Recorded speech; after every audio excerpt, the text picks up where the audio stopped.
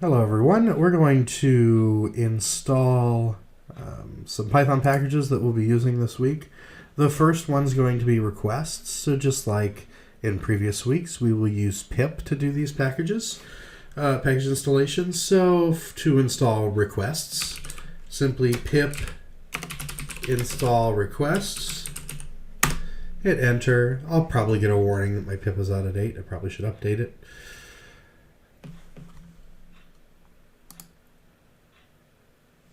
All right, so that's requests, and the next one we will be using is pip. is BeautifulSoup 4 or BeautifulSoup. So pip install BeautifulSoup 4 and hit enter. And we'll wait. Now I gotta update my pip, and let me see. There's anything else that I think we'll need.